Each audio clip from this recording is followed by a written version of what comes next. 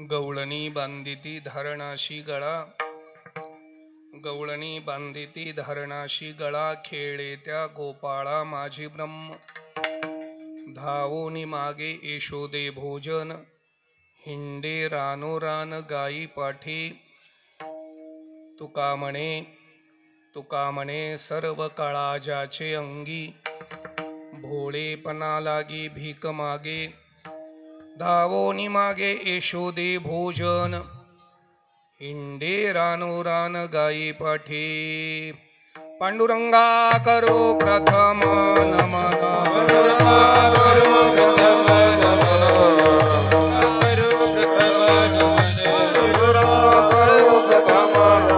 दुसरे चरणा संतांची,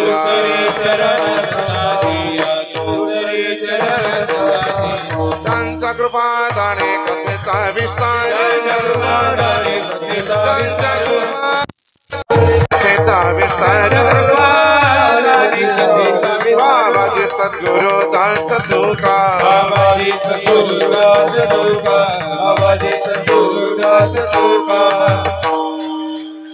पांडुरंगा करू प्रथम नमन, दुसरे चरणा संतांचिया, त्यांच्या कृपादाने कथेचा विस्तारू. बाबाजी सद्गुरु दास तुका, यदक्षरमणाख्येय आनंदम मजवेयम, श्रीमन्निवृत्तीनाथेत ख्यातमं दैवतं महाश्रेत. गवळणी बांधिते धारणाशी गळा, खेळे त्या गोपाळा माझे ब्रह्म.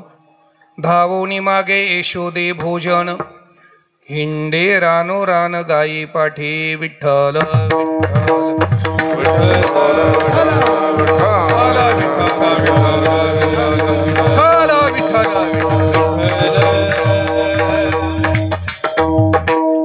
गवळणी बांधिती धारणाशी गळा, खेळे त्या गोपाळा माझी ब्रह्म.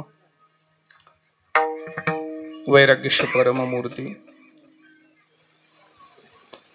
संत श्रेष्ठ श्री जगद्गुरु तुकोबाराय महाराज यांचा अत्यंत महत्वाचा, अतिशय प्रासादिक काल्याच्या प्रसंगाचा अत्यंत गोड अभंग आजच्या काल्याच्या सेवेकरिता, काल्याच्या कीर्तनाकरता घेतलेला आहे.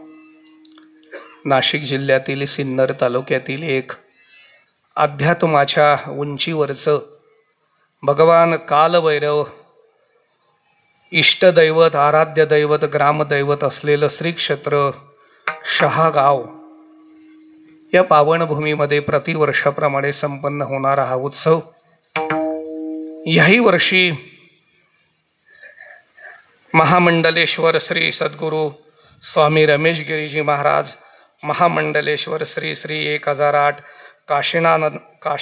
काशिकानंदजी महाराज, त्याचप्रमाणे प्रकाशगिरी महाराज, आदिकर्ण वारकरी संप्रदायातील थोर कीर्तनकार, उपस्थित कथाकार, कीर्तनकार, प्रवचनकार, ग्रामस्थ मंडळी, भजनी मंडळी, सप्ताह कमिटी आदी सर्वांच्या वतीने यावर्षी ही सेवा माझ्याकडे आली.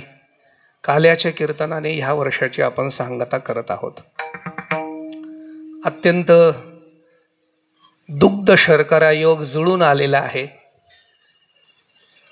आमच्या कुलकर्णी सरांनी नाव घेतल्याप्रमाणे नाही का, गायन क्षेत्रामध्ये ज्यांचं वर्चस्व आहे म्हणण्यापेक्षा ज्यांची सेवा मोठी आहे, वारकरी संप्रदायाची सेवा भाव ज्यांच्या अंतकरणात आहे ते आमचे परमस्नेही, परम मित्र हरिभक्तीपारायण महेशजी महाराज भगुरे गुरुजी विशेष या कार्यक्रमाला उपस्थिती आहे. आणि ती काल्याच्या कीर्तनाला आहे. म्हणून मला माहीत आहे तुम्हाला ऐकण्यापेक्षा गवळणी ऐकण्याची उत्सुकता जास्त आहे, नाही का, अशी परिस्थिती आहे. एकदा गुरुजींसाठी टाळ्या वाजवून स्वागत करा. त्याचप्रमाणे आमचे बाळासाहेब महाराज, बाळासाहेब आपले उत्तम बाबा, हा आपल्या परिसराचं वैभव, त्यांच्यासाठी टाळ्या वाजवा. गुरुजींचे शिष्य वैभव महाराज, गोड साल म्हटली, त्यांच्यासाठी टाळ्या वाजवा. महाराजांचं नाव शरद महाराज आपल्या परिसरातले. आणि पकवाच क्षेत्रातलं नाशिक जिल्ह्याचं मोठं नाव आमचे दीपक महाराज आणि निलेश महाराज, दोघी युवा आहेत, नाही का, गोड आहे, साऊंड सिस्टीम गोड आहेत. भजनी मंडळ सगळी पंचक्रोशी आणि ग्रामस्थ मंडळी आहे, विशेषत्वाने चोपदार आहेत. आणि नाशिक जिल्ह्याचं नाव महाराष्ट्रभर ज्या विनेकऱ्यांनी केलं नाही का, गोड विनेकरी आहेत. तुळशी घेऊन सगळं श्रोते, आभाल वृद्ध माता भगिनी, साऊंड सिस्टीम ही छान आहे. काय नाव आहे? दिनाकांत दादा, छान. ओंकार साऊंड सिस्टीम असो. तुम्हा सर्वांच्या चरणावरती नतमस्तक होऊन नियोजित वेळी ह्या अभंगाची सेवा करून काही भगवंताच्या लीला आपण बघूया. मस्तक हे पायावरी, मस्तक हे पायावरी, वार करी संतांच्या, या वार करी संतांचा, वार करी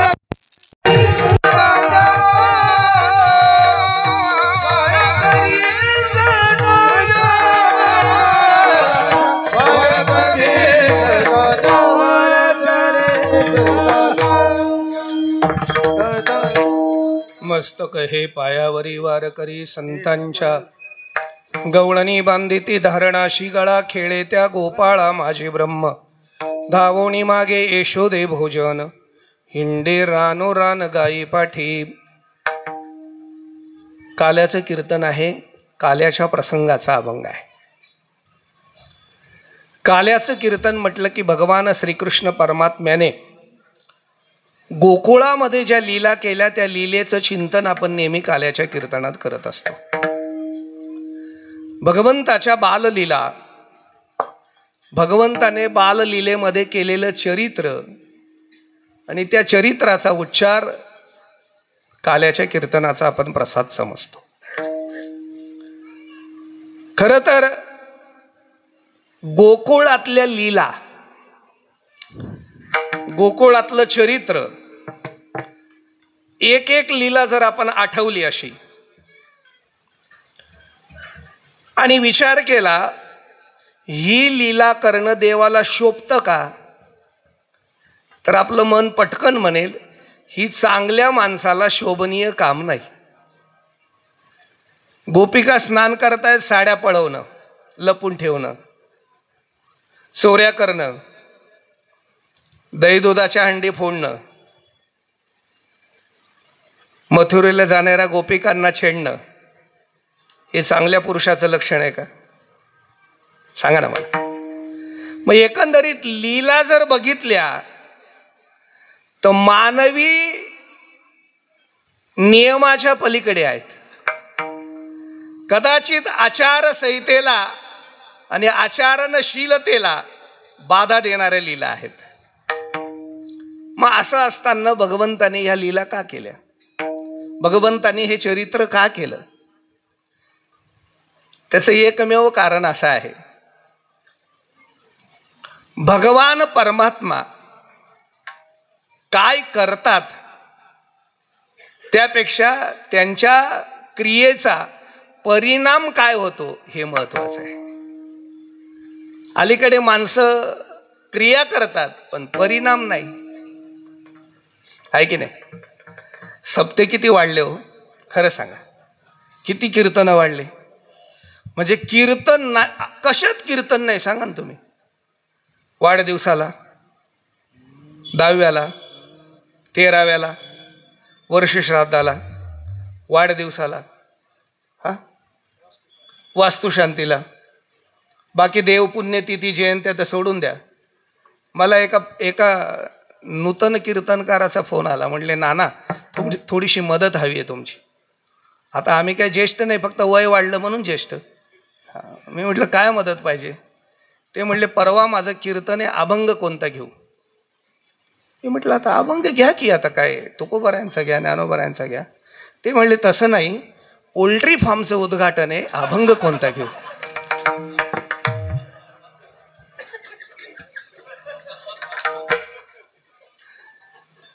हे वाढलं का कमी झालं? एक लक्षात घ्या, आयुष्यामध्ये मोठं व्हायचं असेल, क्वांटिटीपेक्षा क्वालिटीला महत्व द्या. तुम्ही क्वालिटी द्या, लोक तुमच्या मागे पळतील. म्हणून एक सांगू का तुम्हाला, मामासाहेब दांडेकर आणि दुंडा महाराज देगलूरकर महिन्याला 4च कीर्तन करायचे. 100 वर्षे झाले महाराष्ट्रातले, एकही माणूस त्यांना विसरत नाही. आणि आत्ताचे कीर्तनकार रोज 4 कीर्तन करतात, तरी पुढच्या वर्षी त्या गावात गेल्यावर सांगावं लागतं मागच्या वर्षी आलो होतो तुमच्या गावाला, असं का आठवत नाही हो? कारण तिकडे क्वालिटी होती ना, आज नुसती क्वांटिटी आहे. भगवंताने ज्या लीला केल्या त्या क्रियेपेक्षा परिणामाने युक्त आहेत. त्याचा परिणाम, प्रत्येक लीलेचा परिणाम, प्रत्येक चरित्राचा परिणाम अध्यात्माचा एक सिद्धांत आहे, लक्षात ठेवा. सगळं ते नवल आहे. तसा जर विचार केला तर माणसाचं नवल वेगळं, संतांचं नवल वेगळं आणि देवाचं नवल वेगळं. माणसाचं नवल सांगत नाही, आता वेळच कमी आहे आपल्याला. काय नवलाची माणसं आहे तो, माणसाचं काय काय नवल सांगायचं. भगवंताच्या सत्तेत जगतो, नीट ऐका, ईश्वराच्या सत्तेत जगतो, कोरोनात जिवंत राहतो, तरी परमात्म्याचं अस्तित्व मान्य करत नाही. याच्यापेक्षा काय नवल असलं पाहिजे, आहे की नाही? जसं 9 महिने आईच्या उदरात वाढतो आणि उदरातून बाहेर पडल्यावर आईलाच विसरतो.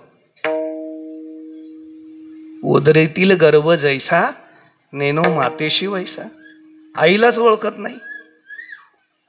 किंवा महाराज म्हणतात, उंबरातील कीटका हेची ब्रह्मांड नायका. 80 झाडा उंबरे किती. एखाद्या पिकलेल्या उंबरात एखादं किड निघावं, त्याला आमच्याकडे चिलट म्हणतात. त्याला हातात घ्यावं आणि त्या चिलट्याला विचारावं, तुझा जन्म कुठे झाला? तो म्हटले उंबरात. मोठा कुठे झाला? उंबरात. मरणार कुठे? तुम्ही फोडलं म्हणून बाहेर आलो, नाही तर उंबरात. मग या झाडाला असे अजून किती उंबर आहेत? ते किड म्हणता आपण उंबऱ्याच्या आतच आहेत. उंबऱ्याच्या आत जगणारे किती किडे अजून आहेत, त्यांचं जीवन उंबऱ्याच्या आत आहे. हे मानवी जीवनाचं नवल आहे, नवल आहे महाराज. त्याही पेक्षा पुढे जाऊन बोलतो, मान्य करा नका करू. महत पुण्याईने ज्याला महाराष्ट्रात जन्म मिळाला, त्याने जर आयुष्यात तुळशीची माळ घातली नाही आणि ज्ञानेश्वरी गाथा वाचला नाही, तर हे जगातलं सगळ्यात मोठं नवल आहे. त्याच्या जीवनाला अर्थ नाही, अर्थ नाही. मानवी जीवनाचं नवल आहे.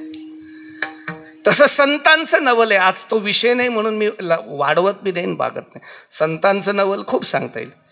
जिही निमिष मात्रे देह पालटीला, श्रीचा तो केला पुरुष हुबा, किंवा करील ते काय नव्हे महाराज परिपाहे बीज.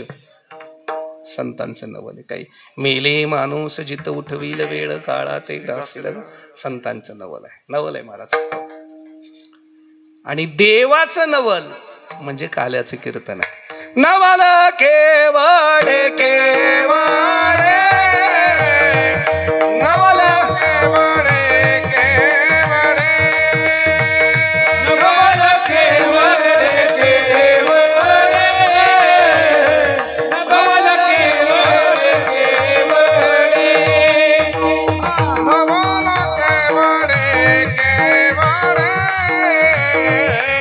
नवल केवळे केवळे, नवल केवळे केवळे.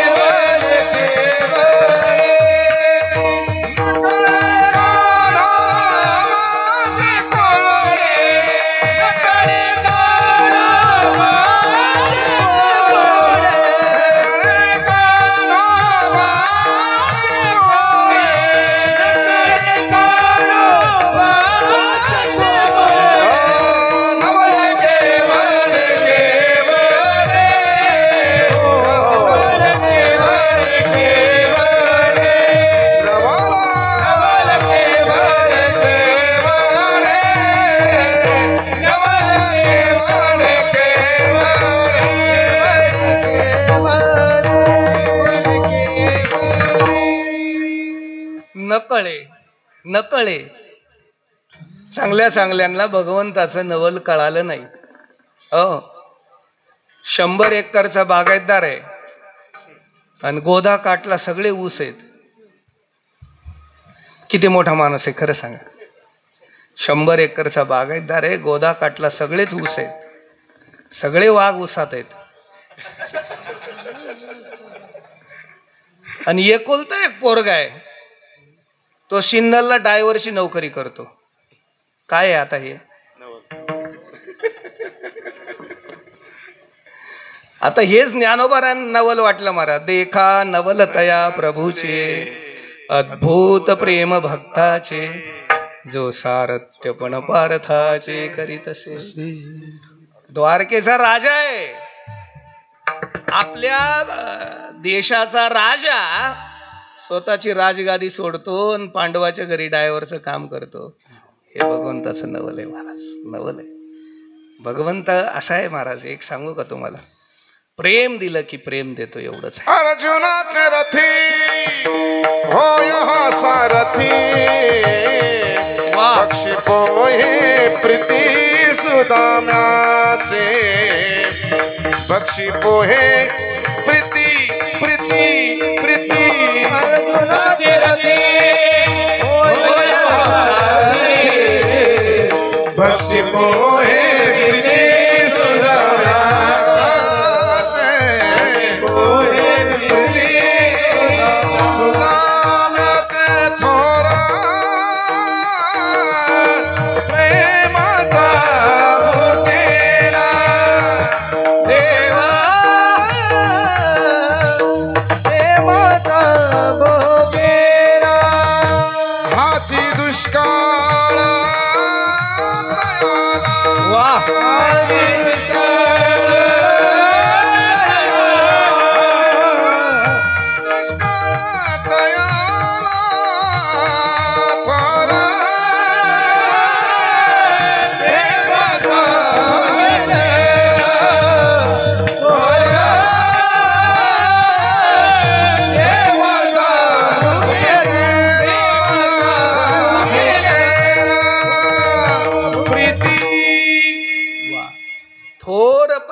भुकेल. आणि या प्रेमाकरता तो अर्जुनाचा सारथी झाला आणि सुदामाचे पोहे खाल्ले. हे प्रेमाच्या लीला आहेत महाराज. इतकं गोड प्रमाण देतात ना गुरुजी. गुरुजी असल्यावर 2 तासात कीर्तन करता येत नाही, 3-3.5 तास तरी लागतात. तरी पण मी 2-2.5च्या आत सोडायचा प्रयत्न करतो.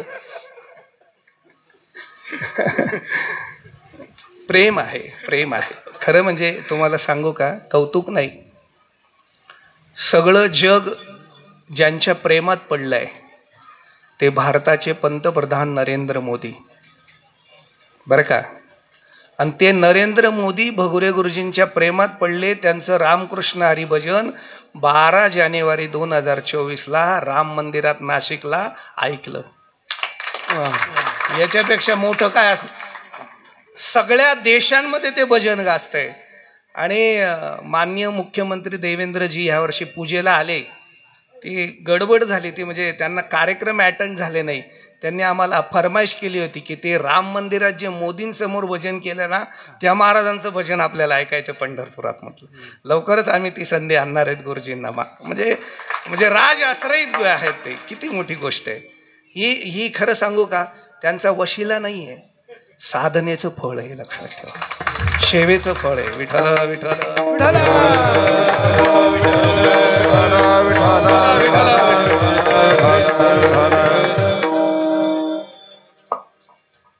बंकट स्वामींना ऐकायला पुण्यातली मंडळी काकडा ऐकायला यायची म्हणे, आहे की नाही.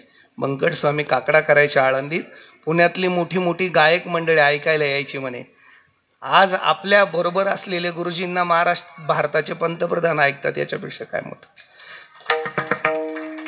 प्रेम. चला प्रेम. मी प्रेमाकडनं पुढे जातोय. आपल्याला अभंग न्यायचा आहे. अशीच एक लीला या अभंगामध्ये प्रेमाची लीला केलेली आहे. थोडस अध्यात्मही ह्या लीलेमागचं बघायचंय. चालेल ना? हा, थोडस अध्यात्मही बघायचंय. गवळणी बांधिती धारणाशी गळा. एक साधारण लीला पहिले समजून घ्या तुम्ही. धारणा शब्द माहिती आहे का तुम्हाला? धारणा, विशेष करून लाडक्या बहिणींना माहिती आहे का? धारणा, धारणा, हा, धारणा अशी करून घ्या की जिल्हा परिषद होईपर्यंत. धारणा, धारणा ऐका, मी समजून सांगतो. जुन्या कालामध्ये शेतकरी कुटुंब असायचं.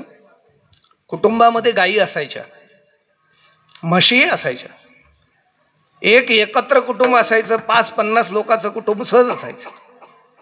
5-50 माणसांच्या कुटुंबामध्ये 5-50 जनावर तसंच असायचे. मग ते गायी दूध निघायचं. 5-50 लिटर दूध एकच घरी निघायचं. बरं, वितरणाची व्यवस्था नाही त्या काळात. ते सगळं दूध घरी विल्हेवाट लावावी लागत होती. घरातली म्हातारी जी आजी असेल तिने ते सगळं दूध तापवायचं चुलीवर. तापलेलं दूध गार करायचं. मोठ्या रांजणामध्ये त्याला विरजण लावायचं. दही झालं की त्याचं मंथन करायचं, घुसळण करायचं. आता रांजणभर दही एवढ्या एवढ्या रवीने घुसळण होईल का? 1.5 फुटाची रवी आली हो आता. अशा बाया रवी हलवतात, उलटी केली की नवऱ्याला घाबरवतात. दोघी कामं एकटीच रवी करते. पण पूर्वी 5-5.5 फुटाची अशी रवी असायची. आता बघायची म्हटली तरी 20 रुपये द्यावे लागतात गोपाळपूरला. आणि मग तो रांजण, ती मोठी अशी रवी. पूर्वी लाकडी घरं असायची आणि घराला खांब असायचे. त्या खांबाजवळ तो रांजण ठेवायचा. ते रांजण त्या खांबाला बांधायचा आणि मग तिथं ते मंथन केलं जायचं. ज्या खांबाला बांधून मंथन करतात ना, त्या खांबाला धारणेचा खांब म्हणतात. त्याला काय म्हणतात? धारणेचा खांब म्हणतात. त्या धारणेच्या खांबाला गोपिकांनी काय केलं? कृष्णाला गळ्याला बांधून टाकलं. अभंगाचं पहिलं चरण. गवळणी बांधते धरणाशी गळा, गवळणी बांधते धरणाशी गळा,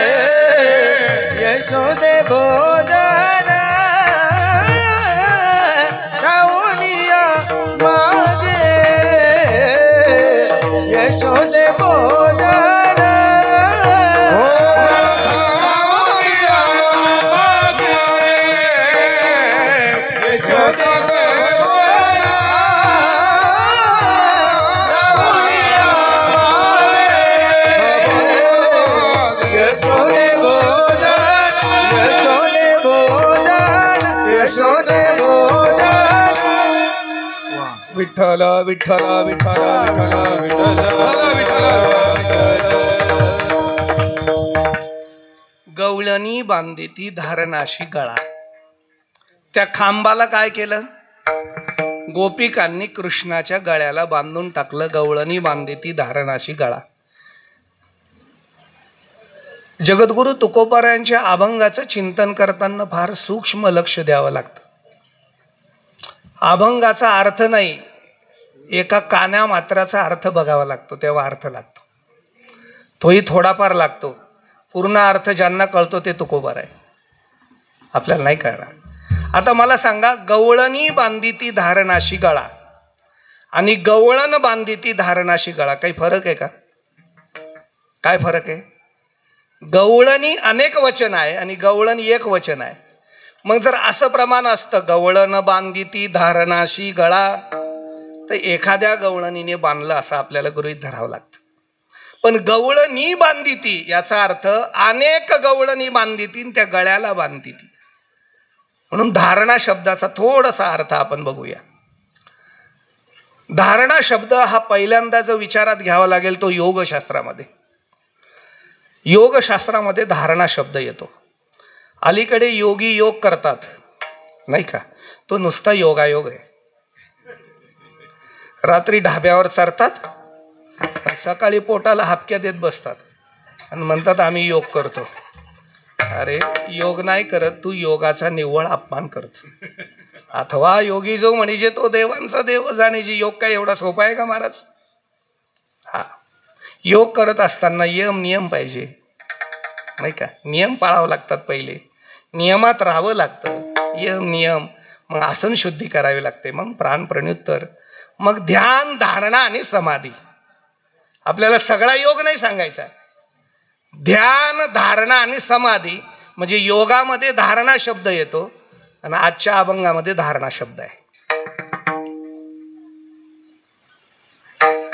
जगातले सगळ्यात मोठी योगी कोण असतील तर ज्ञानेश्वर महाराज. योगी पावन मनाचा.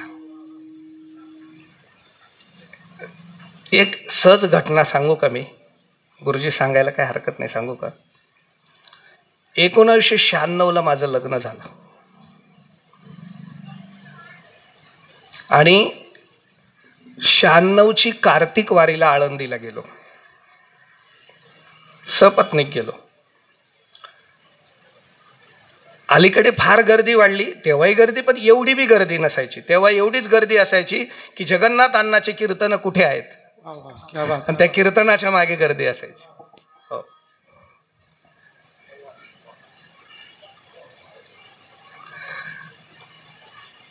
इंद्रायणीत हातपाय धुवायला गेलो आणि एक घटना बघितली, ती घटना सांगतो. बारदान परिधान केलेला एक साधू इंद्रायणीच्या काठ्यावर ओंकार करत होता. ओम, माझ्यापेक्षा गुरुजी चांगला करतील ओंकार. ओंकाराची साधना करत होते. आश्चर्य त्याचं मला वाटलं की ते बसलेले होते. मी त्यांच्या जवळ गेल्यावर बसलेले असताना सुद्धा त्यांचं डोकं माझ्या खांद्यापर्यंत येत होतं. एवढे ते उंच होते. मी लांबून दर्शन घेतलं. इंद्रायणीत हातपाय धुतले, परत आलो. आता हातपाय धुवून परत येण्याकरता बायको बरोबर आहे. 10 मिनिटं तर धराल, 10 मिनिटं तर धराल. 10 मिनिटात परत आलो तरी त्या ओंकार चालू होता. आश्चर्य वाटलं, साधू वाटलं. मी पुन्हा नमस्कार केला आणि त्यांनी डोळे उघडले.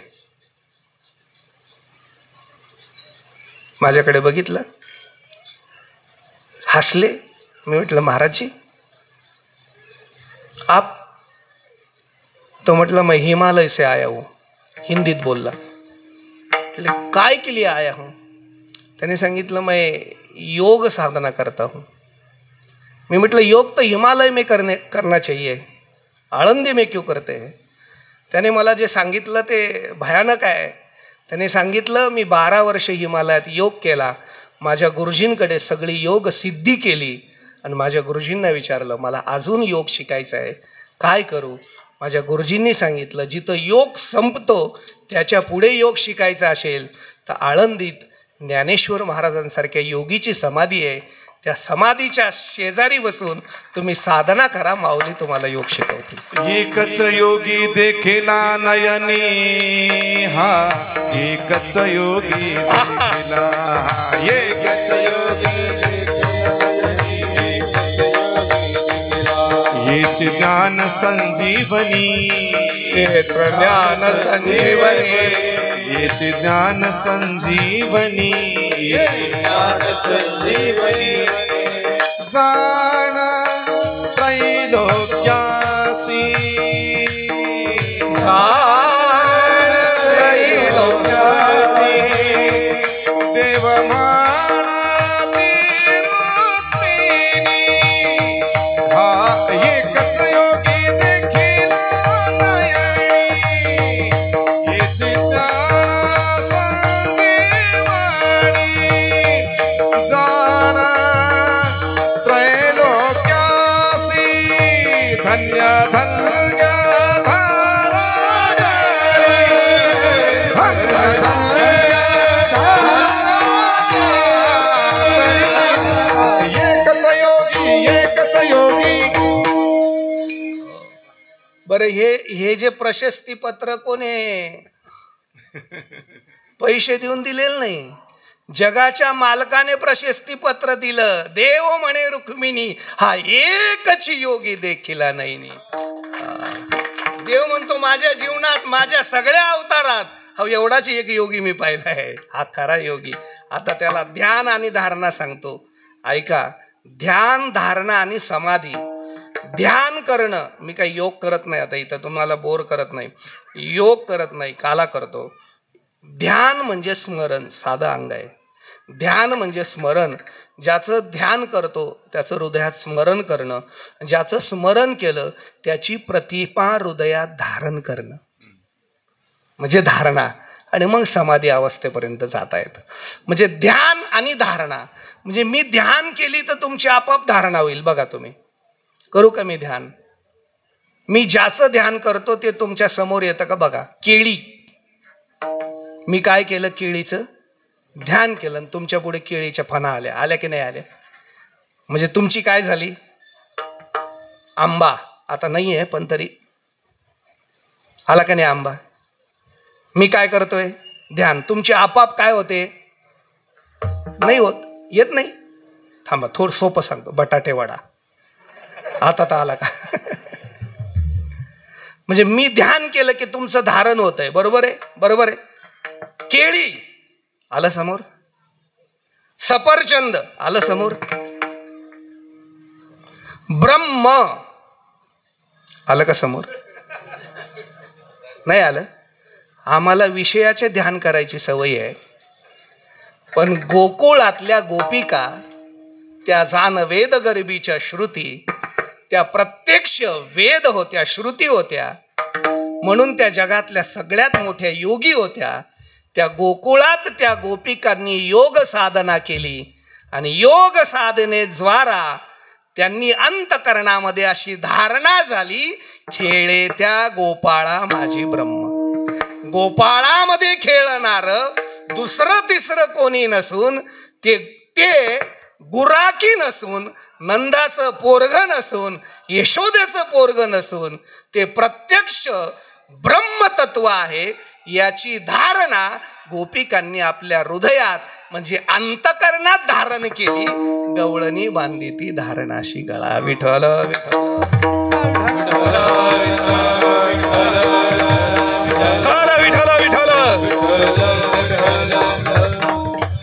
धारयती धारणा. धारण करणं त्याला धारणा म्हणतात. धारणा शब्दाचा अजून एक अर्थ होतो अनन्यता. भक्तीमध्ये अनन्यता लागते बरं का. तुम्ही अनन्यतेने एखादं स्वीकारत नाही तोपर्यंत तुमच्या जीवनामध्ये जीवनाची उन्नती होत नाही. अनन्यतेने स्वीकारा. आता म्हणजे गुरुजींबद्दल कौतुक म्हणून नाही मी सांगत. गुरुजी क्लासिकल पण शिकले, क्लासिकल शिकले. ते 2 in 1 आहेत. क्लासिकल शिकले, मोठ्या मोठ्या अनुकरण करतात, मोठे मोठे लोक त्यांचं अनुकरण करतात. पण त्यांनी धारण केलं बोधे बाबांना. बोधे बाबांना धारण केल्यामुळे ती धारणा झाली. भविष्यात ते बोधे बाबा बनत चालले. धार येते, अनन्यता. मी फार अनन्यता. हे बघा, तुम्ही एक सांगू का, म्हणजे राग नका मानू माझ्या लाडक्या बहिणींनो. आमच्या ज्या आया होत्या ना, आमची पिढी ही जगातली सगळ्यात भाग्यवान पिढी आहे. आमच्या नंतरची पिढी भाग्यवान नाही. का? कारण आमच्या आया अशा होत्या की त्यांच्या डोक्यावर पदर होता. आमच्या आया अशा होत्या की त्यांचं व्हॉट्सअप नव्हतं. आमच्या आया अशा आहेत की त्यांचं फेसबुक नाही. आमच्या अशा आया आहेत की आमच्या आजीने मारलं तरी मार खाल्ला, पण आमच्या बापाबरोबर संसार केला. का? की आमची आई ज्या दिवशी लग्न करून आली त्या दिवशी माझ्या वडिलांची अनन्य होती. अनन्यता सांगतोय मी. हो, तसा गोकुळातल्या गोपिका अनन्य, बाकी सगळं सोडलं. अनन्यतेने एक धरीला चित्ते आम्ही रखुमाईचा पती, एक गाऊ आम्ही अन्य शरणाम द्यागो अनन्यता. सर्वस्वाचा त्याग करून गोपिकांनी फक्त अनन्यतेने कुणाला स्वीकारलं असेल तर त्या कृष्ण तत्वाला स्वीकारलंय. ही सुद्धा धारणाचे महाराज.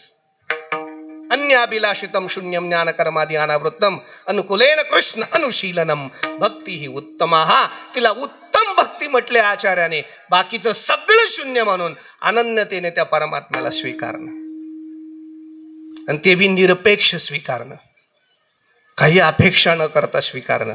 जगात खूप लोक भेटतात, पण काही अपेक्षा नसताना प्रेम करणारा एखादा भेटतो. नाही तर अपेक्षा स्वार्थापाठी प्रेम करणारे खूप भेटतात. एकदा काय झालं, हा विषय संपवतो चला. गोकुळात एकदा गर्गाचारी आले, जे वसुदेवाचे कुलगुरू होते. आता सगळ्या गोपिका अशा बसलेल्या होत्या आणि आचार्यांनी जरा परीक्षा बघायचं ठरवलं. ऋषीमुनी परीक्षा बघतात. गोपिकांना म्हटली तर गर्दी करून काय करतायत? गोपिकांना सांगितलं काही नाही, कान्हा येणार आहे, कृष्ण येणार आहे, त्याची वाट बघतोय. परीक्षा बघितली. अगं पोरी हो, तुम्ही लग्न झालेल्या पोरी आहे ना? ते म्हणले हो. मग नवरे आहे ना घरी? म्हणले हो. मग त्याची वाट बघा. या नंदाच्या पोराची वाट काय बघता? आणि हा व्यभिचार कशासाठी? हा, पतीची अमता, हा व्यभिचार कशासाठी? आचार्यांनी एक दृष्टांत सांगितला. एक पतिव्रता होती, ऐका तुम्ही आता. तिचं पतीवर नितांत आणि निरपेक्ष प्रेम होतं. म्हणजे ही फार जुनी गोष्ट सांगतोय मी. एक दिवशी ती दुपारी भोजन झालं आणि थकलेला पती तिच्या मांडीवर डोकं ठेवून झोपला. दुपारची वेळ. ती आपल्या पतीचं डोकं दाबत होती. गळा नाही, डोकं. तिथं 1.5 वर्षाचं लेकरू होतं. एकदम झोपेतून उठलं आणि ते रांगत आलं. असं तुरु उभं राहायचं पडायचं. आणि नेमकं स्वयंपाक झालेल्या चुलीकडे ते चाललं. आता ते चुलीत जाणार, विस्तवात पडणार, जळणार. पण त्या लेकराला घेणं तिचं कर्तव्य होतं आई म्हणून. पण तिच्या लक्षात आलं मांडी हडली तर यांची झोप मोडेल. हे फक्त ऐकून घ्या, असं कोणी करू नका. उठावं तर यांची झोप मोडते, न उठावं तर लेकरू जळतं. पण ती पतिव्रता होती. ते म्हणले ज्यांच्यामुळे लेकरू आहे त्या स्वामींची झोप कशी मोडता येईल? लेकरू जळालं तर जळालं. ती स्वामींची सेवा करत राहिली आणि लेकरू चुलीत गेलं. असा निखारा होता. पण तिच्या पाठीवर त्याचे सामर्थ्य असं होतं, ज्या क्षणी चुलीत गेलं त्या क्षणी चुलातल्या निखाऱ्याचे गुलाबाचे फुलं झाले. हे सामर्थ्य कुणाचं आहे? हे सामर्थ्य पतिव्रतेचं आहे. हे गर्गाचार्यांनी गोपिकांना सांगितलं. त्या शहाच्या गोपिका असत्या ऐकून घेतले असतं. त्याही गोकुळातल्या होत्या. त्या म्हणल्या बसा खाली, आम्ही पण एक दृष्टांत सांगतो. आणि खुर्चीवर बुवाला बसवलं आणि गोपिकाने एक दृष्टांत सांगितला. अशीच एक पतिव्रता होती. तिचा नियम होता पतीच्या दर्शनाशिवाय पाणी प्यायची नाही. सकाळी पतीचं दर्शन करायची, मगच पाणी प्यायची. एक दिवशी पती म्हटला मी चाललो परदेशात, व्यापाराच्या निमित्ताने पूर्वी जावं लागत होतं, लागून सप्ते आले तर कधी कधी 15-15 दिवस जाणं होत नाही, आहे की नाही घरी. ते म्हणले मला 2 महिने तरी बाहेर जावं लागेल. अगं तुला नेणं शक्य नाही. ते म्हणले मी तुमच्या दर्शनाशिवाय पाणी पिणार नाही. तो म्हणले असं नको करू, मी मधला मार्ग सांगतो. म्हणले काय? मला येईपर्यंत एक चिखलाचा पुतळा कर आणि असं समज मीच आहे, त्याचं दर्शन घे. काय हरकत आहे? तिला ते पटलं. तिने चिखलाचा पुतळा केला. रोज त्या चिखलाच्या पुतळ्याची पूजा करायची. काय म्हणून? पती म्हणून. 4-2 महिने निघून गेले. एक दिवशी ती पतीच्या सेवेत होती. कोणत्या? चिखलाच्या. तिच्या दरवाजाची कडी वाजली. अगं ए उघड दरवाजा. ती म्हणते कोण आहे? ए आवाज पण विसरली का? आलो ना मी. तिचा खरोखरचा पती दारात येऊन थांबला होता. आता तिला प्रश्न निर्माण झाला. आचार्य त्या गोपिका आचार्यांना विचारतात, उठावं तर पतीची सेवा मोडते, न उठावं तर दारात पती अडकून पडलाय. त्या गोपिकेने काय करावं मला सांगा. आचार्य म्हणले तिला अक्कल पाहिजे ना. म्हणले काय? खराखुरा साक्षात पती आल्यावर चिखलाचा भोजनात काय अर्थ आहे? चिखलाचा बाजूला करावा आणि प्रत्यक्ष पतीचा स्वीकार करावा. मग त्या गोपिका म्हणतात या जगामध्ये शाश्वत काय आहे? आचार्य म्हणले परमात्मा तत्व आहे. अविनाशी काय आहे? परमात्मा तत्व आहे. नाशिवंत काय? देह आहे. मग जर अविनाशी परमात्मा तत्व गोकुळात आमच्यासाठी अवतरला असेल तर आम्ही संसारी नाशिवंत पतीचा त्याग केला आणि आनंदतेने श्रीकृष्ण परमात्म्याला पती म्हणून शरण जाऊन स्वीकारलं. गवळणी बांधी ती धारणाशी गळा. विठाला विठाला विठाला विठाला विठाला विठाला. विनये कले रे कृष्णा नग मेराती. तुझ विनये कले रे कृष्णा नग मेराती. तुझ विनये कले रे कृष्णा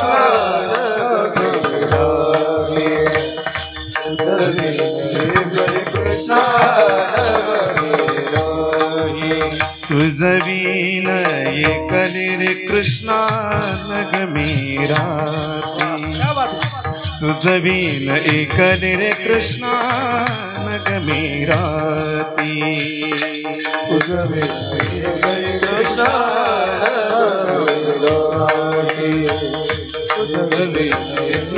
कृष्णा तव तु मानवला केले वेणू घेऊनी हाती. तव तु मानवला केले वेणू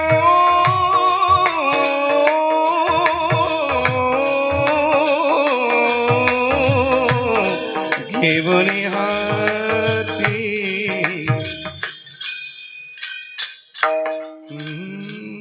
तुझ विनल एकल कृष्णा नग मेरा रे. तुझ विनल एकल कृष्णा नग मेरा रे. तुझ विनल एकल कृष्णा नग मेरा रे.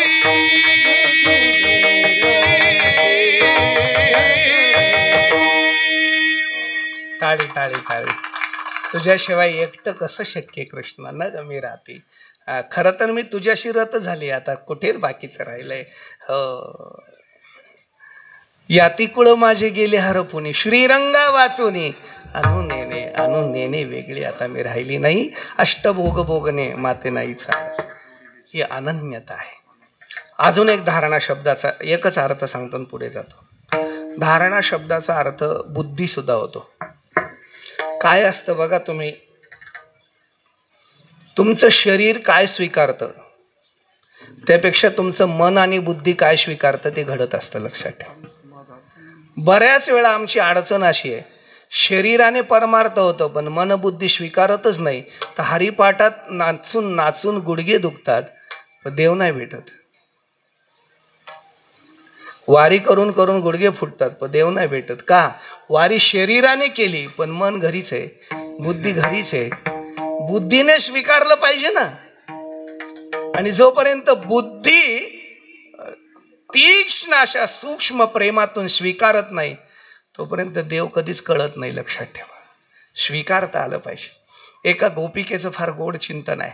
ती गोपिकेने इतकं बारीक सूक्ष्म प्रेमबुद्धीने त्याला बघितलं आणि तिच्या लक्षात आलं, अरे अरे अरे अरे, ज्याला आपण नंदाचं कार्ट समजतो ते तर नंदाचं पोरगं नाही आहे बाबा, त्याचं परब्रह्म तत्व आहे. तिला त्याच्या दर्शनाचा आनंद झाला आणि ती सगळ्या गावभर गोपिकांना सांगत सुटली, शृण सखी कौतुकम एकम नंद निकेतांगनी मया दृष्टम गोदुले दुसरांगोदृत्तती वेदांत सिद्धांता. सखी मैत्रिणींनो ऐका, मया दृष्टम माझ्या डोळ्यांनी बघितलं. हो 12 वाजले का? हा सवय आहे त्याला बरोबर इशारा द्यायची. हा माझ्या डोळ्यांनी बघितलं. गोधुले, गायींची धूळ जो अंगावर घेतो तो गायींची धूळ अंगावर घेणारा दुसरा तिसरा कोणी नसून तो प्रत्यक्ष वेदांताचा सिद्धांत आहे. हे बुद्धीने स्वीकारलं, खेळे त्या गोपाळा माझी ब्रह्म, तो दुसरा नाही आहे. मय्यर्पित मनोरबुद्धी यो मद भक्ता समे प्रिया किंवा संतुष्टम सततम योगी यतात्मा दृढ निश्चया. त्या गोपिकांचा दृढ निश्चय झाला, यत आत्मा, आमचा आत्मा, दुसरं तिसरं कोणी नाही, तोच परमात्मा आहे. खेळे त्या गोपाळा माझी ब्रह्म. एक साधू बुद्धीने स्वीकारलं नाही तर साधू एका नावेतून प्रवास करत होता आणि ती नावेत काही 10-15 पोरं होते. शहाचे नव्हते, दुसऱ्या गावचे होते. देवळ्याचे सांगू? देवळ्याचे होते. हा आता ते एकटा साधू त्या पोरांच्या तावडीत सापडला. सोडतील का पोरं? कोणी चिमट्या काढायचं, कोणी टकलीवर मारायचं, कोणी शेंडीच ओढायचं. एकाने तर धोत्राचा काष्टा सोडला. छळायला लागले, चेष्टा करायला लागले. पण खरं सांगू, तुम्ही साधूला काही करा तरी तो प्रतिकार करत नाही आणि तुम्हाला उत्तर देत नाही.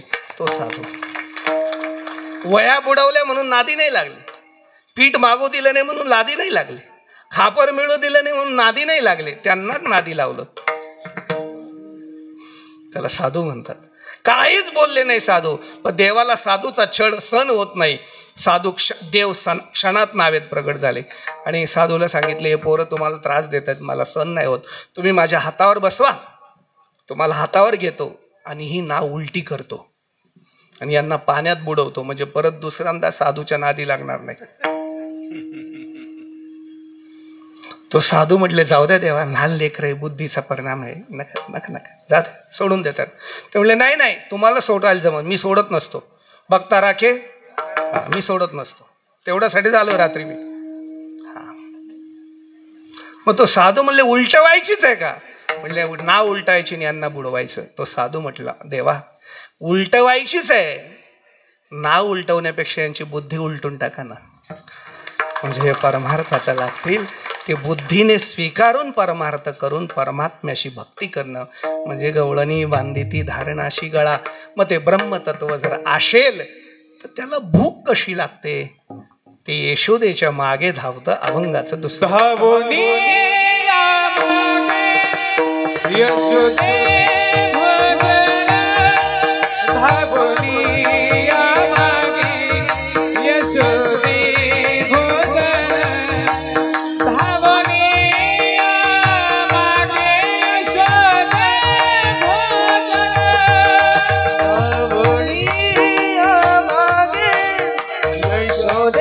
भोजन धावनी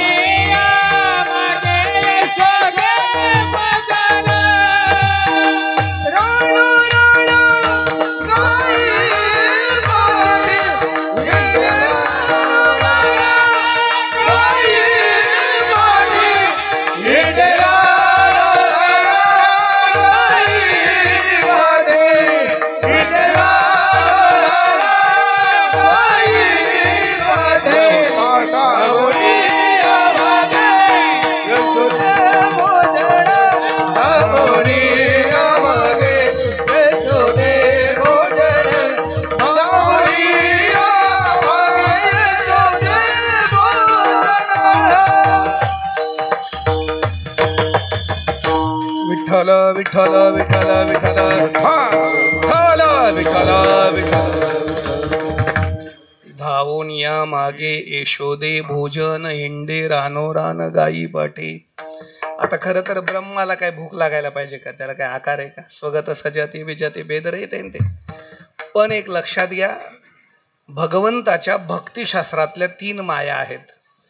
एक विमुख जन मोहिनी माया, एक स्वजन मोहिनी माया आणि एक स्वमोहिनी माया. या तिन्ही मायेचं उदाहरण म्हणजे 3 चरण आहेत. विमुख जन मोहिनी माया म्हणजे भगवंत दृष्टाच्या जवळ जातो, पण त्या दृष्टाला कळू देत नाही मी देव आहे. कंसाला कळू दिलं नाही मी देव आहे. कळू दिलं का देव आहे असं? खरं सांगा. एवढंस गोपाळ घेऊन कंसाला मारायला जेव्हा रथात घेऊन निघाला बिचारा अक्रूर, त्याला एकदम अर्ध्या रस्त्यात टेन्शन आलं गुरुजी, की एवढे गोपिका एवढे गोपाळ रडत होते, एवढं लेकरू, आणि कसं त्या कंसाला मारेल? मी या मारण्याकरता घेऊन चाललो. संदेह निर्माण झाला त्याच्या मनात. त्यालाच वाईट वाटलं, रडायला लागलं. एका ठिकाणी रथ उभा केला. भगवंताच्या लक्षात आलं की याच्या मनात संदेह निर्माण झाला आहे. आणि तो अक्रूर यमुनेच्या तिठावर गेला आणि तिथं रडू लागला. यमुनेत रडत असताना त्याला भगवंताने व्यापक दर्शन दिलं. व्यापक दर्शन दिलं भगवंताने. मागे फिरायला लागले तर ते पोरग रथात खेळत होतं. मागे रथात खेळणारा दिसत होता आणि यमुनेत जगाचा मालक दिसत होता. तेव्हा अक्रूराच्या लक्षात आलं, हा कंसाला कळणार नाही, मला कळायला वेळ लागला तर कंसाला कसा कळणार? हा कंसाच्या जवळ गेला तरी कंसाचं काम करून देईल. ही त्याची विमुख जन मोहिनी माया आहे. दुसरी स्वजन मोहिनी माया, तो यशोदेजवळ राहतो म्हणून काय तिला सांगतो का मी देव आहे असं? अहो, देवकीच्या उदरातून आला तरी कळू दिलं नाही देव आहे. तिच्या माया आहे महाराज. काय झालं? रात्री तो जन्माला आला, आपल्याला माहिती आहे ना? हो. आधी तो वसुदेवाच्या हृदयात आला. योग माया देवकीच्या उदरात गेला आणि श्रावण वद्य अष्टमीला मध्यान्ह रात्री प्रगट झाला. 8 वर्षाचं रूप घेऊनच प्रगट झाला. त्रिभुवन कमलम तमाल वर्णम रविकर गौरवरम वरम ददानी वपुरलक कुलव्रतानाब्ज विजय सखी रस्तुमेन वंद्य. श्रीकृष्णाच्या सौंदर्यापुढे लक्ष्मी बुलून झाली वेडे, मदन पोटा आले बापुढे, ते तर कुणीकडे इंद्रचंद्र. 8 वर्षाचं तेंच पूजे बाळ बघितलं. वसुदेव म्हणले, बाप रे, भगवंताने आपल्या पोटी अवतार घेतला. आनंद झाला. देव देव देव देव देव देव कडकडून बाळाला मिठी मारली. आता हा राजकारणी बघा कसा. याने म्हणले, बापाने मला ओळखलंय, जर बापाने मला देव म्हणून स्वीकारलं तर पुढचं काम मी कसं काय करू?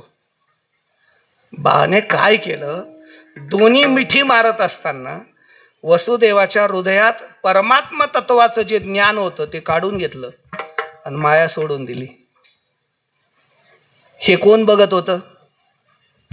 देवकी बघत होती. ती देवकी सुरुवातीला म्हणत होती, सोडा सोडा मिठी, लपवा लपवा. आता देव म्हणले ही मला जगजेटी म्हणते म्हणजे हिला बी कळलं मी देव आहे. तिला तेवढं प्रमाण म्हणेपर्यंत इकडची माया तिच्याकडे पाठवली, ती पण देव विसरली, रडायला लागली. माझ्या बाळाशी मारेल कोणी, जने कौसाशी करेल, माझ्या बाळाशी मारेल. मला एक सांगा, जगजेटी म्हणणारी आता माझं बाळ म्हणायला लागली, ही भगवंताची स्वजन मोहिनी माया आहे. आणि तिसरी भगवंताची स्वमोहिनी माया. भगवंतावर जो भक्त प्रेम करतो त्या प्रेमाकरता देव स्वतःच देवत्व विसरतो. जैसा केला तैसा होय, जैसा केला तैसा होय, जैसा केला तैसा होय,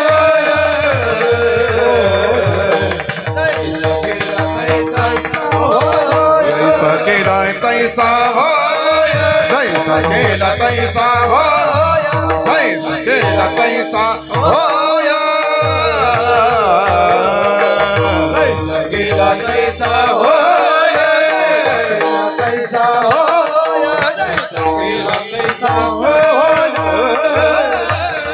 धावे सोया धरोणी, धावे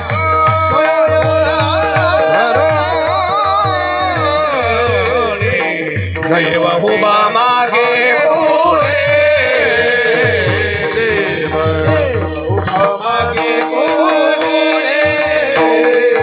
धावे सोया घरोणी,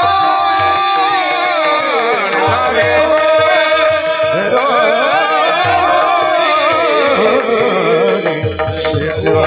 देव उभा मागे पुढे, देव उभा मागे पुढे, मागे पुढे. भगवंत भक्ताच्या प्रेमा करता धावे चाले मागे मागे, सुख दुःख साहे अंगे निर्वाणी गोविंद असे मागे, काही करू शकतो तो विसरतो. एक उदाहरण सांगतो. एक गोकुळातली गोपिका होती. तिचं दुर्दैव, तिचा जन्म थोडा अस्पृश्य समाजात झाला. तिच्यामुळे तिला गोकुळात जाता येत नव्हतं, कृष्णाबरोबर राहता येत नव्हतं, कृष्णाबरोबर खेळता येत नव्हतं. बाकी का गोपिका जशा कडेवर घेऊन फिरायच्या तसे तिला घेता येत नव्हतं. अस्वस्थ झाली.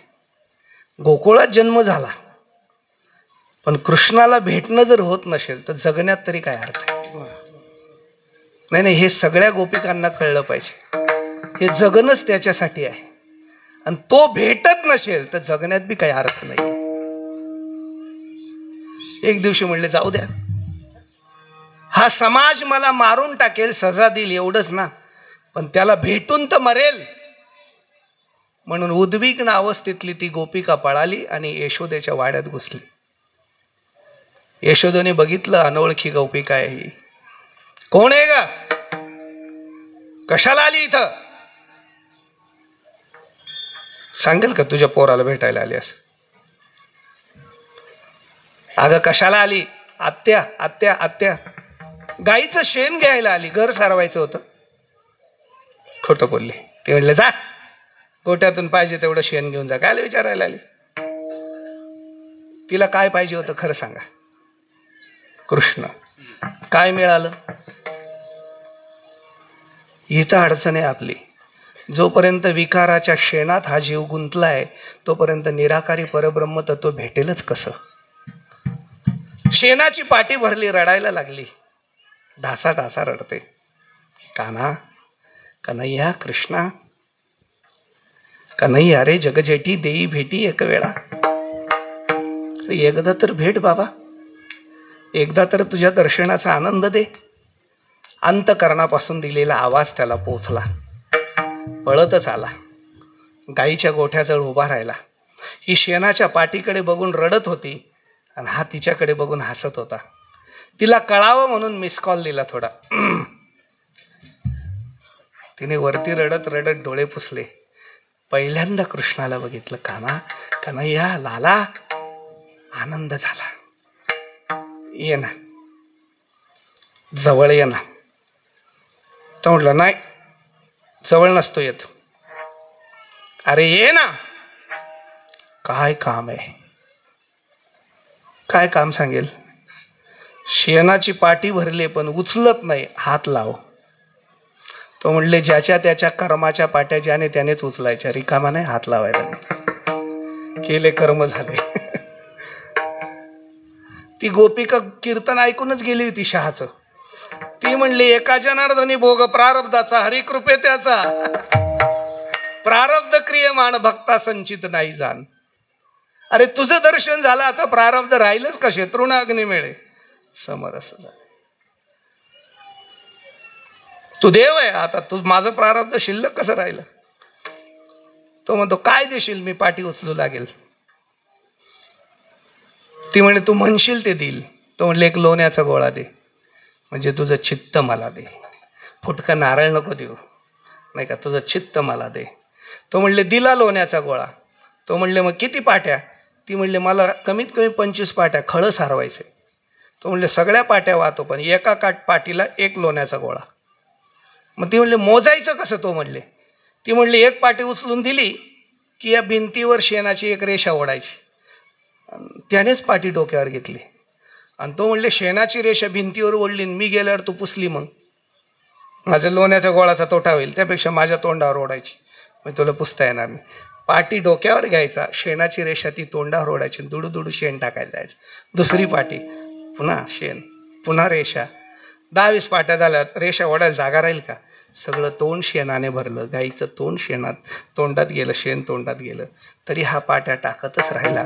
त्याचं एकमेव कारण आहे, तुम्ही चित्त दिलं की हा स्वतःलाच देव असल्याचं विसरतो आणि भक्ताची कामं करतो. ही त्याची स्वमोहिनी माया आहे.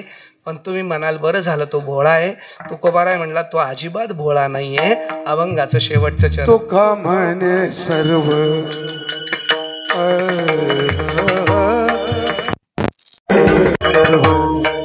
कैलाजाचे अंगी तुका म्हणे सर्व तुका म्हणे सर्व तुका म्हणे सर्व कैलाजाचे अंगी तुका म्हणे सर्व तुका म्हणे सर्व तुका म्हणे सर्व कैलाजाचे अंगी तुका म्हणे सर्व सर्व तुका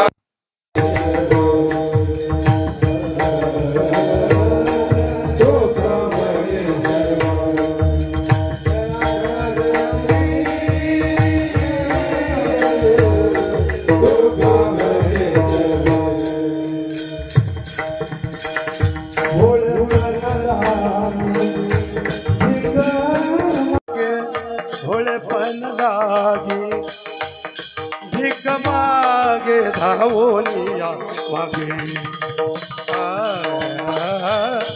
धावोनिया मागे यशोदे भोजन धावोनिया मागे मागे मागे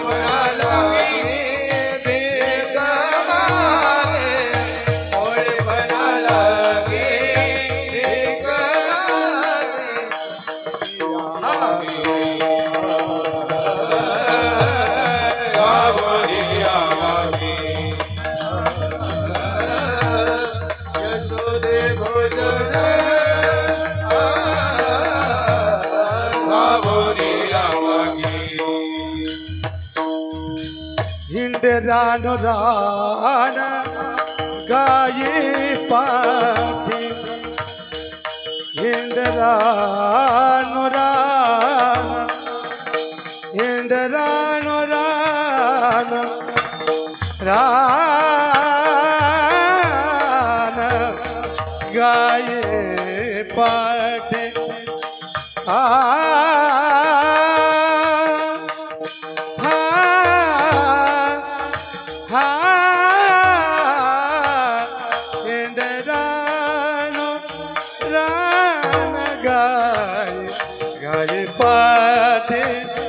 गाई पाटी गुरुजी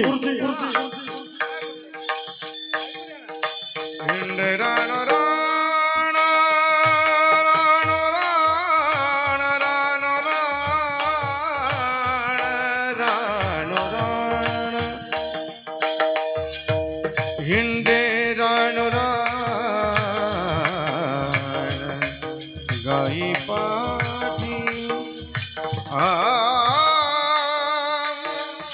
गाई पाठी गाई पाठी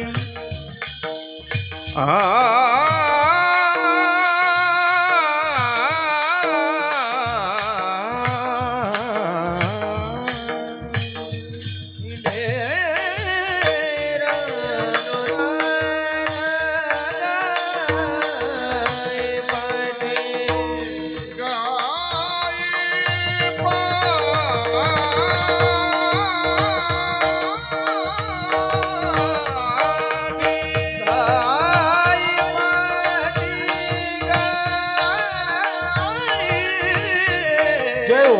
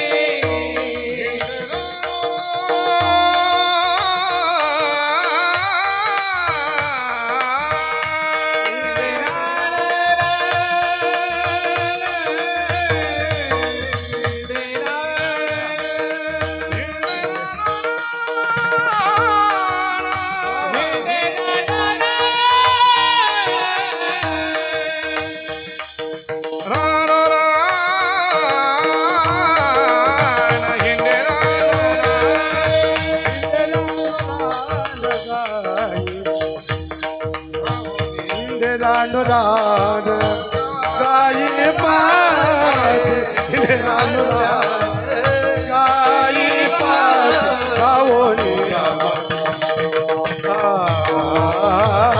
गावोनी यशोदे भोजना गावोनी गावोनी गावोनी विठ्ठल विठ्ठल विठ्ठल तुका म्हणे सर्व कळा ज्याचे अंगी भोळेपणा लागी भीक मागे. त्याच्याकडे सगळ्या कला आहेत हा. त्याचं भोळेपणाचं नाटक आहे. तो सर्वांसाठी भोळा नाही बरं. तुका म्हणे भोळा जिंकू जाणे हा, पण फक्त भक्तासाठी भोळा आहे. बाकीच्यांसाठी चांगल्या चांगल्यांना त्याचं भोळेपण कळलं नाही आहे की नाही. हा, गिरीकंदरामध्ये तप करणाऱ्यांना कळलं नाही, योग करणाऱ्यांना कळलं नाही, नाही का. फक्त कळलं ते वारकऱ्यांना कळलं. लक्षात ठेवा त्याचं भोळेपण. हा, एक अर्धा मिनटं घेतो, अर्धा मिनटं तुमच्या लक्षात येईल. त्याचा गोकुळात अवतार झाला. काशीच्या काही विद्वानांची सभा झाली. ते म्हणले हे गोकुळातले बावळट लोक आहेत, कुठे देव अवताराला म्हणतात. एका गुराख्याला पोरग झालं आणि त्याला देव म्हणायला लागले. अरे कोणतरी जाऊन समजून सांगा या लोकांना. मग एका विद्वानातल्या विद्वानाची निवड केली आणि तो विद्वान तिथं समजवायला गेला. महाप्रखांड पंडित यशोदेच्या वाड्यात गेला. आता यशोदेने काशीचे पंडित आल्यावर आदर केला, आतिथ्य केलं, पाद्यपूजा केली, औक्षण केलं. पण ह्या बाबाला कळलं हे कशाला आलं. हे दुडू धावत आलं आणि खुर्चीवर बसलेल्या त्या विद्वानाला पाय धरून उभा राहिला. त्याचाच पाय धरला. म्हणजे पहिली लीला केली की तू विद्वान आहे म्हणून मी विद्वान पूज्यते, तुझा पाय धरतो बाबा. आणि त्याला विचारतो कोण आहे तुम्ही. काय विचारतो, कोण आहे तुम्ही. ते म्हणले मी काशीचा पंडित आहे. ते म्हणले ती उपाधी हो, तुम्ही कोण आहे. ते म्हणले काशीच आहे. अहो तिथं ती तुमची जन्मभूमी, तुम्ही कोण आहे. ते म्हणले मी ब्रह्म आहे. अहो ते तर तुमचं वर्ण झालं, तुम्ही कोण आहे? ते म्हणले मी वेद शिकवतो. अहो ते कर्म झालं, तुम्ही कोण आहे? ते म्हणले हे मीच आहे, हे तर शरीर आहे. मग त्याने हात लावला हाताला पायाला, असं सगळे मी आहे. तो म्हणले हे तर मीच दिलंय. दिली इंद्रिय. हे प्रवृत्तीवर हे निवृत्तीवर कधी कळायचं? आणि त्याच्या कानात म्हणतो अजून स्वतःला नीट ओळखत नाही, मला ओळखायला आला ओटीतून. तितक्यात यशोदा आई दूध घेऊन आली. आता अपमान झाला तर सांगायचं ना, हा छान आहे छान आहे बाळ तुमचं, छान आहे बाळ तुमचं, छान आहे बाळ तुमचं. आता तर कळलं पाहिजे की नाही. यशोदामाई म्हटली हे बघा तुम्ही आला आहात, दुपारची वेळ आहे, भोजन करा जा. ते म्हणले भोजन केलं असतं पण माझे काही नियम आहे, सोहळ्यातला आहे. म्हणले सोहळ्यातलं करा, मी शिदा देते. त्याने शिदा घेतला, शिदा आंघोळीला गेला, आंघोळ करून आले, नैवेद्य बनवला, विष्णूची मूर्ती ठेवली, तुळशार्चन केलं आणि खीरची वाटी पुढे ठेवली, मंडल केलं आणि पाणी फिरवलं. केशवा माधवा गोविंद गोपाळा जेवित कृपाळा पांडुरंगा अच्युता वामना दशरथ नंदना जेवितो कृष्णा पांडुरंगा. एवढं म्हटलं की देव धावत आला, जेवायचा कार्यक्रम आहे म्हणले, आपले पंक्तीचं निमंत्रण आलं. हे डोळेच लावलेले यांनी वाटी उचलली प्यायला सुरू केली.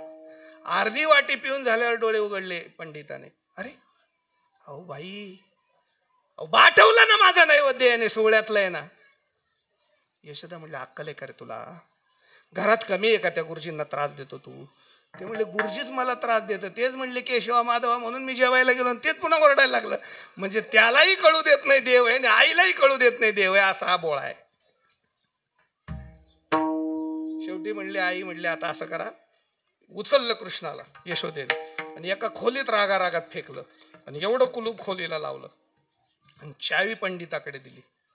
तुमचा नैवेद्य येईपर्यंत हे मध्येच राहू द्या म्हणे. आलं परत आंघोळीला गेलं, परत आंघोळ करून आलं, परत नैवेद्य केलं, चावी हातात पॅक ठेवली, असं कुलपाकडे बघायचं आणि मग मंत्र म्हणायला सुरू केलं. अर्धा मंत्र झाला आणि हा आला, उचलली वाटी. याने डोळे उघडल्यावर अर्धी खीर पिऊन झाली होती, चावी हातात, कुलूप बी तसंच आणि वाटी याच्या हातात. मग डोळ्यात पाणी आलं आणि साष्टांग दंडवत घातला. प्रभू तुला ज्ञानाच्या अहंकाराने शोधत होतो, पण तू तर प्रेमाचा पुतळा आहेस, मला माफ कर. मग भगवंताने दिव्य दर्शन त्यांना दिलं. असा तो भोळा आहे. नका तुका म्हणे सर्व कळा ज्याचे अंगी, भोळेपणा लागी भीक मागे विठोबार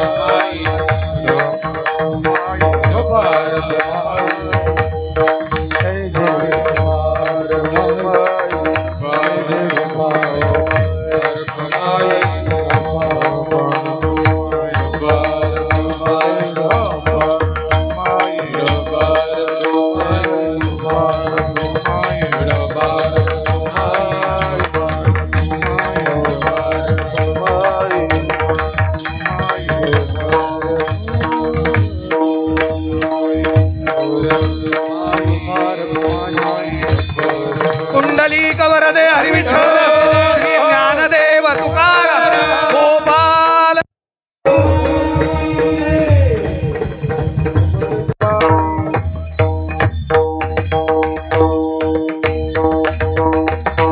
चरित्र ते उच्चारावे केले देवे गोकुळी, केले देवे गोकुळी उच्चारावे, केले देवे गोकुळी. चरित्र ते उच्चारावे केले देवे गोकुळी, केले देवे गोकुळी, केले देवे गोकुळी. चरित्र ते उच्चारावे केले देवे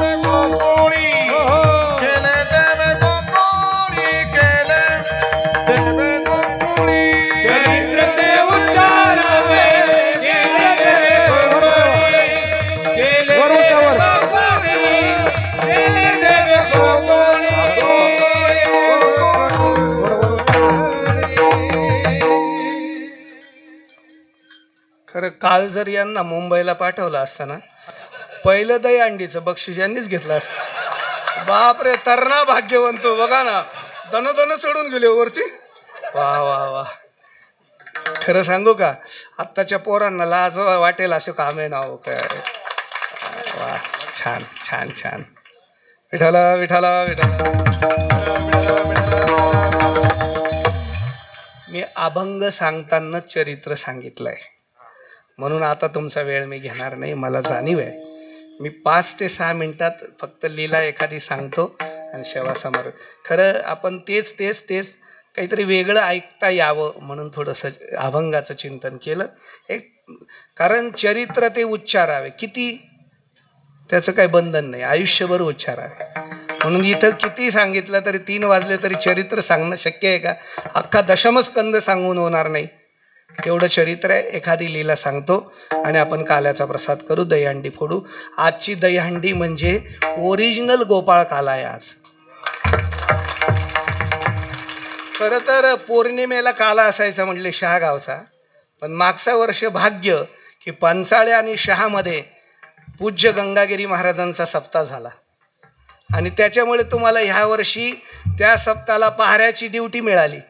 म्हणून तुम्ही हा सप्ताह पुढे केला आणि गंगागिरी महाराजांच्या कृपेने ओरिजिनल गोपाळ काला तुमच्या गावात आला. सद्गुरु गिरी महाराज की सद्गुरु रायनगिरी महाराज की, सद्गुरु रामगिरी महाराज की.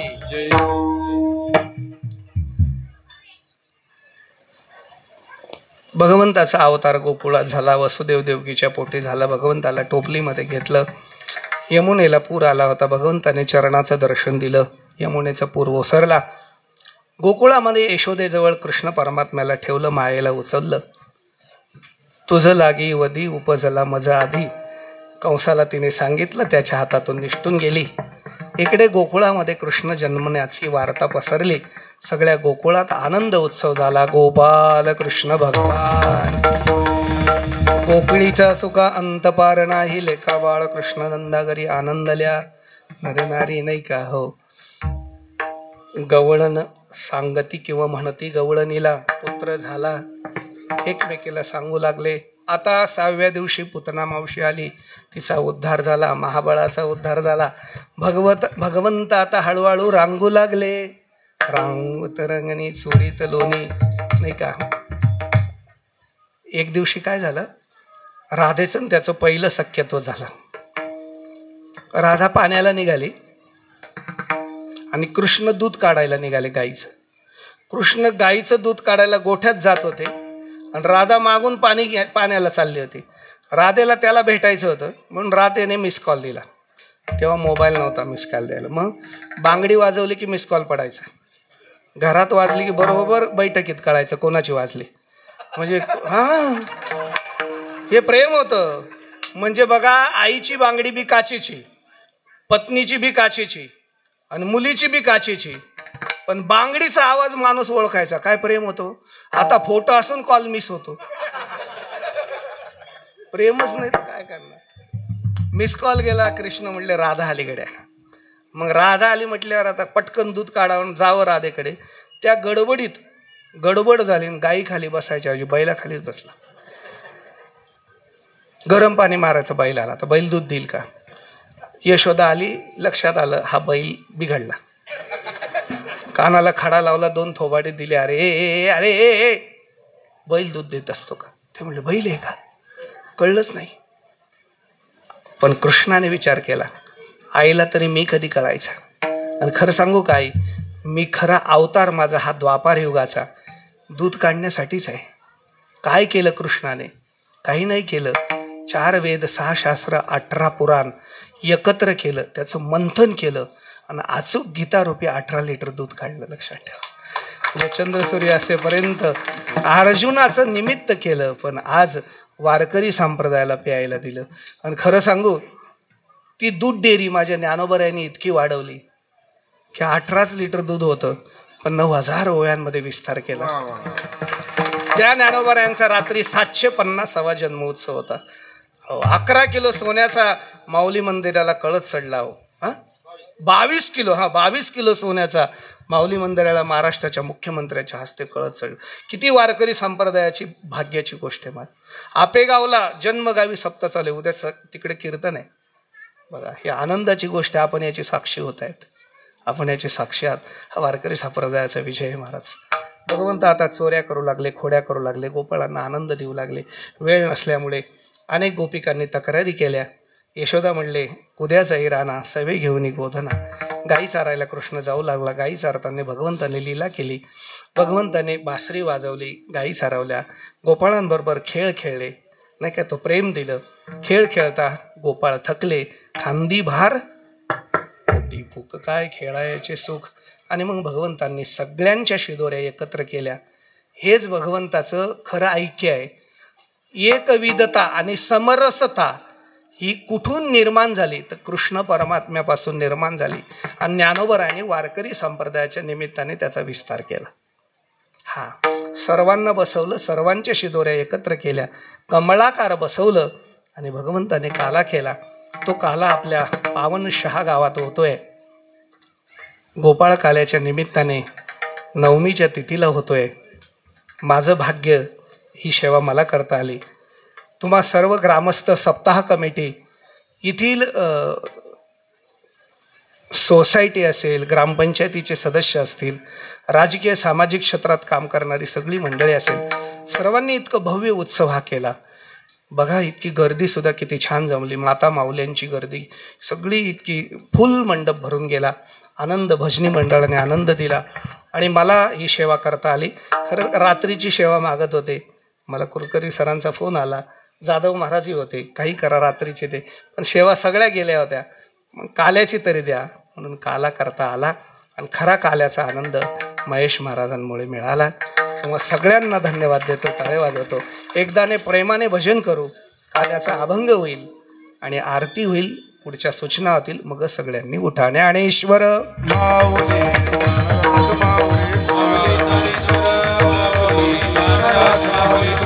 ज्ञानेश्वर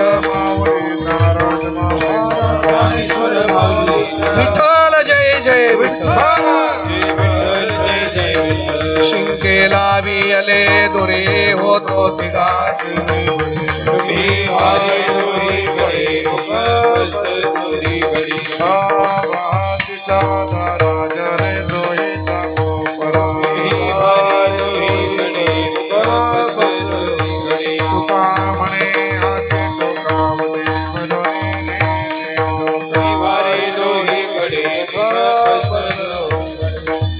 हरिना कृष्ण म्हणे अमला जने प्रसारा वाटो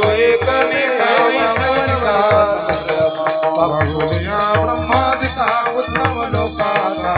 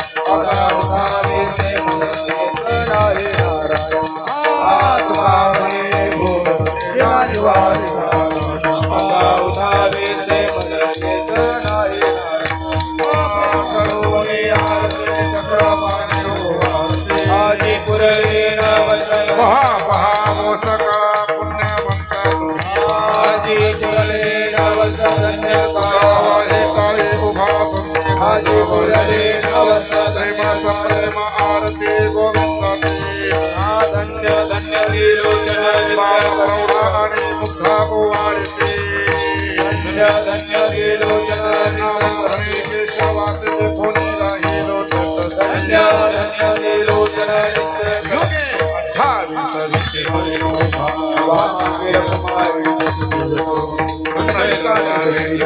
चरणी भाई में भाव देव वल्लभ हरी वल्लभ भावी तुळशी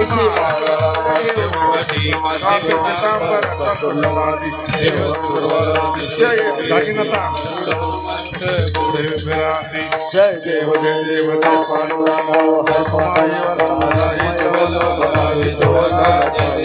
आषाढी कार्तिकी भक्त चंद्रभागे दर्शन रामाची देव पांडुरंगा रखमाई वल्लभ राईचा वल्लभ भावी आरती कैवल्य केला सेवती संत वेदला माझा अतिनाद राजा लोक कल्याण जगे जित निराकी कोणी अवतार पांडुरंग नाम ठेवले नाही अतिनाद राजा कैवल्य केला सेवती संत वेदला माझा अतिनाद राजा प्रकट गुरिय बोले विश्व ब्रह्माची केले राम जनार्दनी अतिनाद राजा कैवल्य तेजा देवती संत राघवी सागरात आशान तारिले तैसे तुकोवाचे मंदर शिले आरती तुकारामा सद्गुरुरामा सच्चिदानंदमूर्ती साई रामा आरती तुकारामा तुका तुलने श्री ब्रह्म तुकासी आले म्हणून रामेश्वरी चरणी मस्तक ठेवले आरती तुकारामा स्वामी सद्गुरु रामा सच्चिदानंद मूर्ती काय दाखवी आमा आरती तुकारामा घालीन दोंडांगण बंदिन चरण ठोळ्यात पायी प्रेमे आगंगेन आनंद पूजन भावे वाळीन मने नमा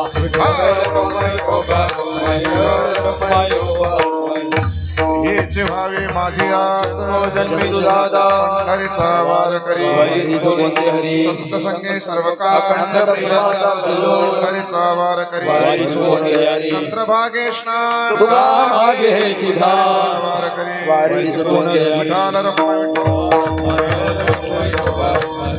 अकल्प आयुष्य भावे तया कुळाची बाधा न हो कवणी शंकराचा वारा न लागो राजसाभाविकाशी तया असावी कल्याण पांडुरंग मागणे ते एक तुझ प्रती आहे देशील तरी पायी पांडुरंगा या संतासी निर्विहेची मज देई आणि तुझे काही न मागो देवा म्हणे आता उदार तू होई मज ठेवी पायी संताची संतासी निर्विहेची मज देई आणि तुझे काही न मागो देवा ज्ञानदेव तुकाराम ज्ञानदेव तुकाराम